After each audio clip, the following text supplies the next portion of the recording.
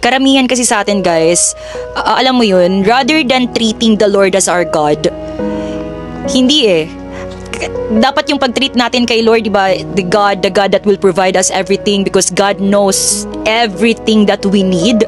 Hindi karamihan sa atin guys, we treat God as a genie. So hi guys, welcome to another video mga B. Happy month of August po sa inyong lahat na nanonood dyan mga B. And I hope guys, God gave us guys the best August of our lives this year 2025.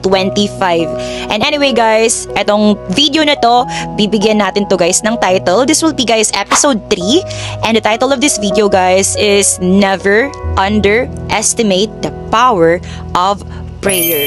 Kung ikaw guys yung tipo ng tao na nanonood ng video na to and parang feeling mo, Lord, bakit parang kahit ano yung gawin ko, parang di ka naman nakikinig sa aking pinagdarasal. Lord, parang di ko na kaya, parang feeling ko nawawala na talaga ako ng pag-asa. Lord, ano kailan pa? Lord, ano na? Lord, ano na? Then guys, kung yun ang mga nafe-feel mo guys during these times of your life, then stay until the end of this video. So actually guys, this topic guys na sasabihin ko sa inyo ngayon, last Sunday pa to.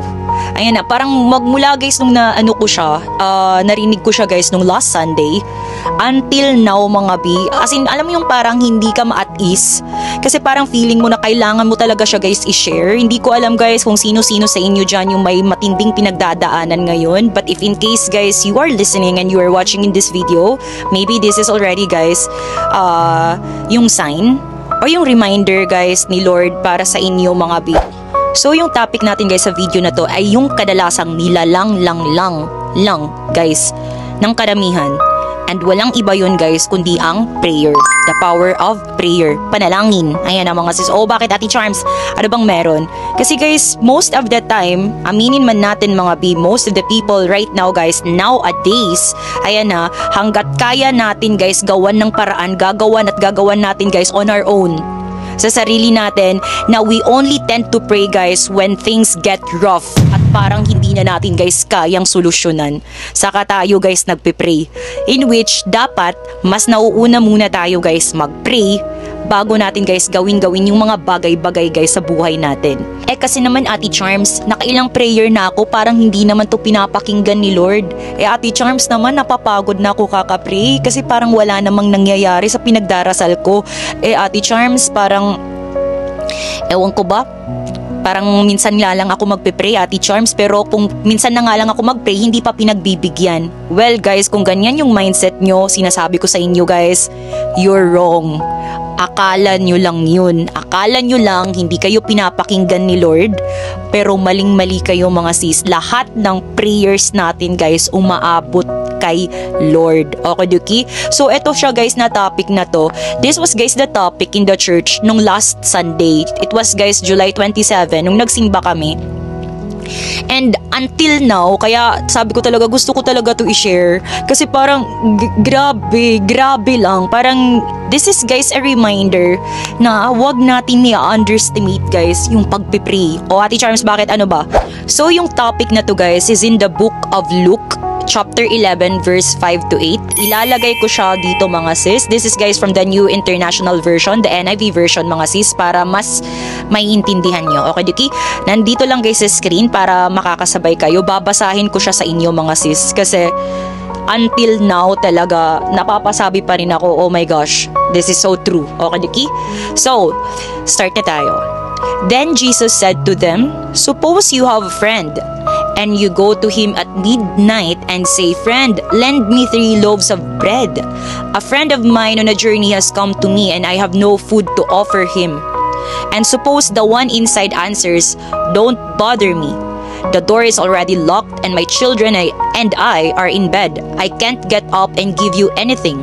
I tell you, even though he will not get up and give you the bread because of friendship, yet because of your shameless audacity, he will surely get up and give you as much as you need.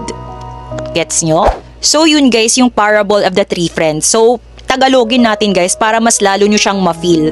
Okay, sabihin na lang natin guys, meron tayong friend 1, friend 2, friend 3. Tatlong magkakaibigan mga B. Yung traveler, gawin natin siyang friend 3. Itong si friend 3, siya yung traveler. Ito yung gutom na gutom. Pagod na pagod kasi nga galing siya sa travel guys. Pumunta siya sa bahay ni friend 2. Etong si friend 2, wala siyang mai-offer na pagkain kasi wala din siyang pagkain sa bahay nila. So ang ginawa nito ni friend 2, pumunta siya sa bahay ni friend 1. Kaso pagpunta niya sa bahay ni friend 1, kasi parang yung nandito kasi guys, parang midnight na yata to mga bis. Syempre guys, parang alam mo yun, gabi na. Wala nang ano guys, alam mo yun, tulog na ang lahat, nakahiga na ang lahat guys dito kay friend number 1. Tapos kumatok tong si friend 2, uy meron akong bisita, nandito si friend 3, kaso wala akong pagkain na mai-offer. I know meron ka, pwede bang bigyan mo lang ako kahit man lang mga 3 loaves of bread? So itong si friend 1, ang sabi niya, uy nakahiga na kami dito, balik ka na lang or wag na, di ako pwedeng tumayo lang kasi pati yung aking mga anak ay tulog na. So auto pass, parang mga ganun guys na senaryo. Wag na muna, parang nakakakung sa atin pa mga sis, tinatamad na akong pagbuksan cup. Ano na kami dito lahat, nakatulog na, nakahiga na pati yung aking mga anak at madidisturbo pa. I can't get up and give you anything. Pero dahil guys sa pagiging persistent, ayan na mga sis, dahil guys sa pagiging persistent nitong si friend 2, at talagang alam na alam niya nitong si friend 2 guys, na tong si friend 1, alam niyang may pagkain talaga tong mai-offer at hindi talaga pwede na hindi ako mabigyan nito kasi kawawa naman si friend 3, gutom na gutom. At alam kong merong pagkain tong si friend 1, talagang kakatok pa rin ako ng pinto, like uy sige na, pagbuksan mo na ako please, please. Alam mo yun guys, dahil sa sobrang pangungulit niya mare, ayan na mga B, etong si friend 1, sabi nga dito, kita nyo guys sa verse 8, I tell you, even though he will not get up and give you the bread because of friendship, ayan yet because of your shameless audacity, dahil sa sobrang kulit mo at ikaw ay nang bubulahaw, he will surely get up and give you as much as you need. Nakulitan be, kahit nakalak na yung friend ni friend number 1 dahil sa persistency guys and consistency ng pagkakatok ni friend number 2, dahil nga parang alam niya kasi guys na kailangan talaga ni friend 3 yung pagkain na hinihingi niya, at alam nyo tong si friend 1 lang ang makapagbibigay, hindi talaga siya nag-give up. So ang ginawa guys ni friend 1, walang choice, pinagbigyan dahil nga sa sobrang kakulitan at talagang very eager talaga tong si friend 2. O ay ano naman ngayon Ate Charms, B, di nyo ba nagigets? Di nyo ba nakikita guys yung scenario mga B? Para lang din tayo nito guys in real life. Ayan na mga sis, ano Ate Charm, sabihin natin ano natin guys, i-deep pa natin mga B. Yung friend 3, dun sa parable na to guys, serves as our prayer. Okay, Duki mga sis, yung friend 2, tayo yun. Yung friend 1, si Lord. Okay, Duki? Pero si Lord kasi mas malalim pa dyan. Ayan na mga sis, sometimes kasi guys, every time we pray, akala natin, lalo na pag hindi tayo pinagbibigyan ni Lord, akala kasi natin guys, Lord, di mo ako pinapakinggan Lord, grabe very unresponsive ka sa akin Lord, tampo agad. Karamihan kasi sa atin guys, alam mo yun, rather than treating the Lord as our God, hindi dapat yung pag-treat natin kay Lord, diba, the God that will provide us everything because God knows everything that we need. Hindi karamihan sa atin guys, we treat God as a genie, which is hindi. Ayan hindi siya guys yung tipo na mga Lord gusto ko to, bigay agad. Lord gusto ko to, guys, die. Si Lord ay hindi genie. Ayan He is our God, the creator of the heavens and the earth, and He knows what's best for us. So eto guys, ba't sinabi ko sa inyo na parang si Lord is mas deeper than that? Si Lord kasi most of the time, every time guys we pray, kung sino man guys yung mga nanonood nito ngayon na may pinagdadaanan na grabe-grabe talaga yung pinagdadaanan ngayon sa buhay, and you keep praying and you feel like God is not answering your prayer and God is not responding to your prayer mga B, Tatlong bagay lang yan. Okay, Duki, mga sis, sabi ko nga guys, God is not a genie. Okay, Duki, na parang mag-wish ka lang, dapat natutupad na agad. Okay, Duki, guys, God is deeper than that. Yung parable, guys, ng three friends na yun, the parable of the three friends, guys, yung nire-represent kasi ng story na yun, guys, is encouragement. Ayan na mga sis, encouragement guys to persevere in prayer. Ayan na, even if it seems guys that God is not answering our prayer mga B. So, ano yun Ate Charms? Guys, tatlo kasi lang yan. Okay, Duki? Tatlo lang yan mga B. It's yes, no, or di kaya wait. Okay, Duki? Yes, ibibigay yan sa'yo ni Lord. No, kasi guys, ikakapahamak mo yung pinagdarasal mo or kung ano man yan mga sis. Or di naman kaya guys, wait for the proper time guys ni Lord. Bakit ini-encourage tayo guys? It is written guys in the Bible ha mga B. Bakit ini-encourage tayo ni Lord na mag-pray na mag-pray na mag-pray? Ayan na mga sis. Because prayer is the only way guys to communicate to God. Ayan na mga sis, imaginein mo na lang ang laki-laki ng problema mo tas hindi ka pa magpipray. Ano na lang mga B. Ayan na. And kung bakit ini-encourage tayo guys to persevere in prayer. Ayan na mga sis. Para guys mas lumalim lalo guys yung ating pagtitiwala kay Lord. To make our faith guys go stronger and deeper, and our relationship guys to our Lord that He will provide. And now, Ate Charms, nakailang ano na ako, hindi naman kasi talaga pinapakinggan eh. Ate Charms, napapagod na ako kasi kahit gaano ako mag-pray, talagang parang no effect. Akala nyo lang yun mga sis. Kaya nga sabi ko sa inyo, most of the time people tends to like make small lang guys. Parang ini-small nyo lang yung prayer. Hindi nyo ba alam guys that prayer is so powerful? Sa ano na to guys, sa mundong to na puro kasamaan na lang. Alam mo yun guys, palibasa guys, yung nakikita lang kasi natin yung mga physical na anyo, yung mga physical things guys around us, but we do not tend to see the spiritual battle behind this all. Ayan na mga sis, kung bakit ang daming kapahamakan, kung bakit maraming naghihirap, bakit maraming krimen, at kung ano-ano pa, ba't maraming aksidente, bakit maraming kung ano-ano guys, kasi evils are around. Ang dami. Ayan na mga sis, and the purpose of this evil spirits, the purpose of the devil is to destroy, to influence our mind and hearts. Ayan na mga sis, so that we can commit something guys na makaka-destroy sa sarili natin at sa kapwa-tao natin. That's why we need prayers guys. Hindi lang guys pray for our need, but prayer guys for our guidance and protection. Ayan na mga sis. So ngayon Ate Charms, kasi nga hindi kasi pinapakinggan eh. Nag-pray ka lang ng 10 times, nag-stop ka na agad. Naka-pray ka lang ng 1 month, gusto mo ano agad. Ate Charms, nag 3 months na ako nagpa-pray, hindi pa rin pinapakinggan Ate Charms guys. Pray and pray and pray. Alalin nyo naman siguro guys yung parable, di ba? Parable of the three friends, yung pinag-usapan natin kanina. Just because guys of the persistent pangangatok guys nung friend number 2, pinagwalang choice guys si friend 1 kundi pagbuksan siya.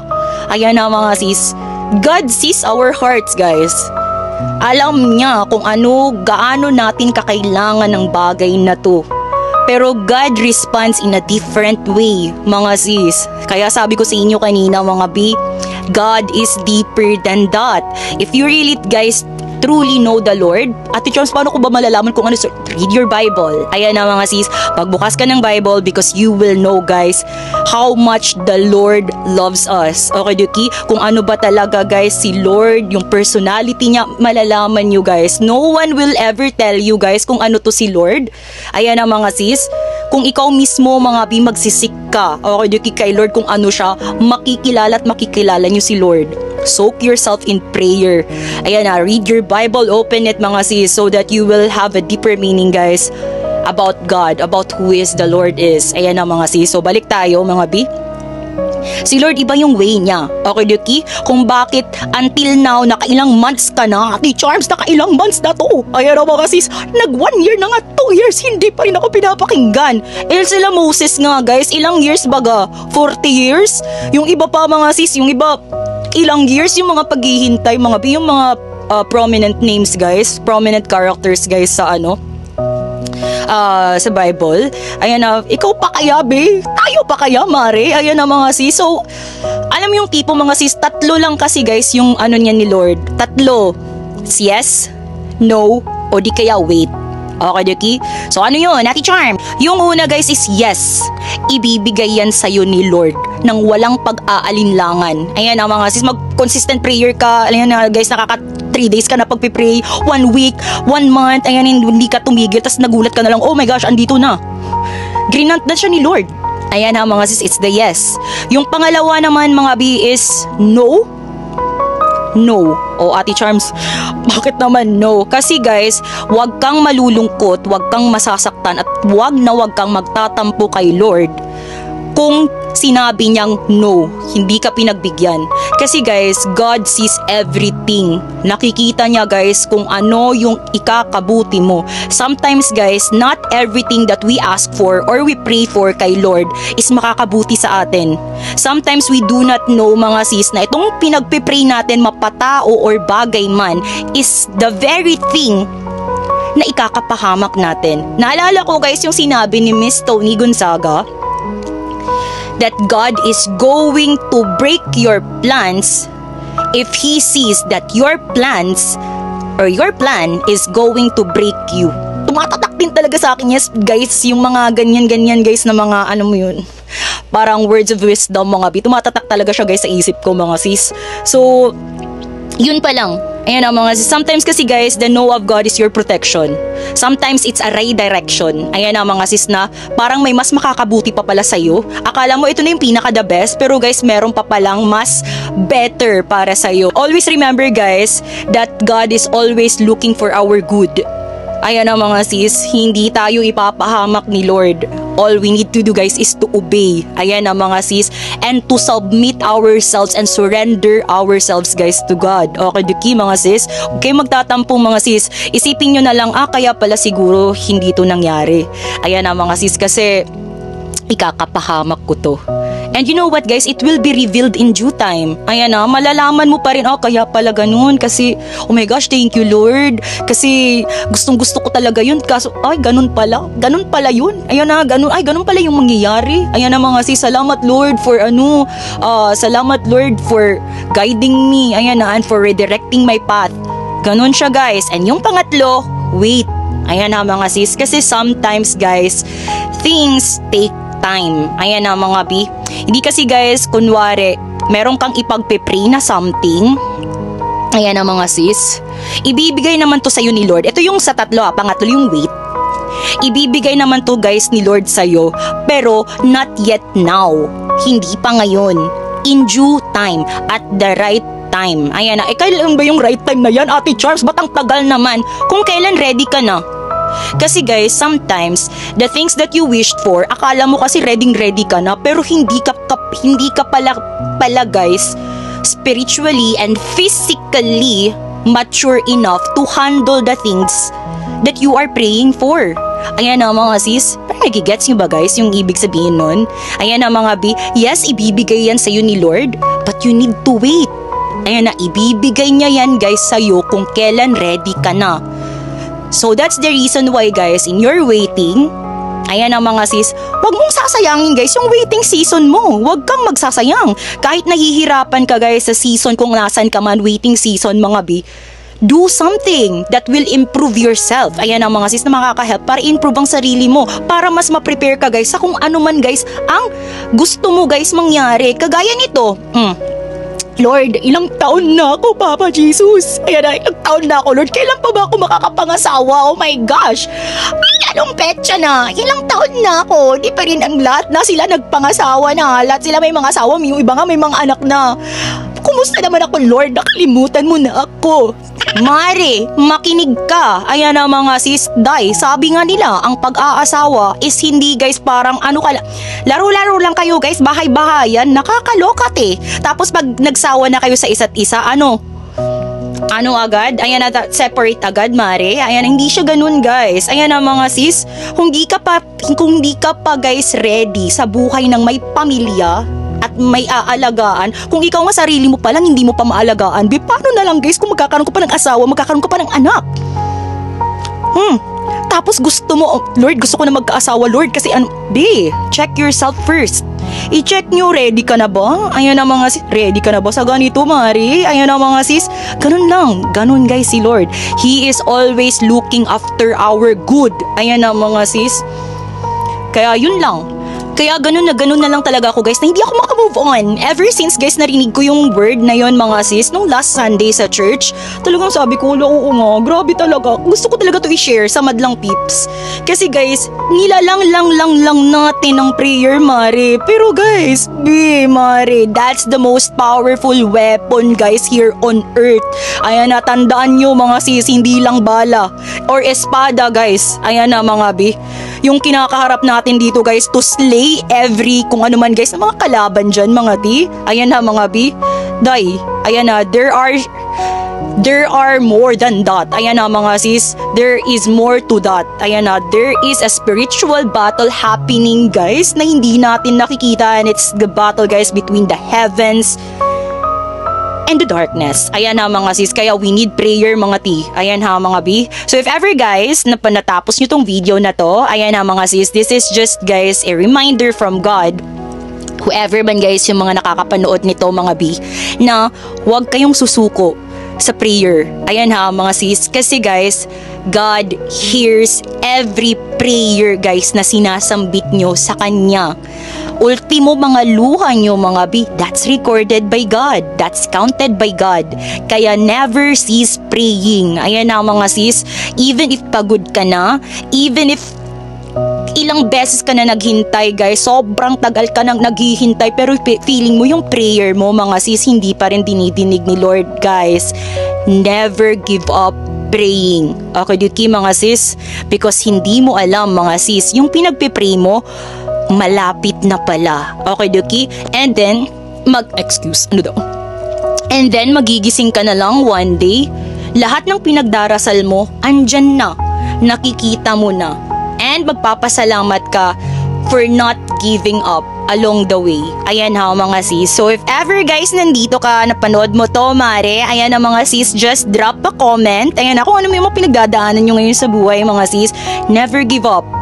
Idaan mo yan guys sa dasal. Ayan na mga sis, because I'm a firm believer guys that prayer works every time. Literally in Jesus' name. Okay, okay mga sis. So God bless everybody and thank you guys for watching. See you guys in the next episode. Bye!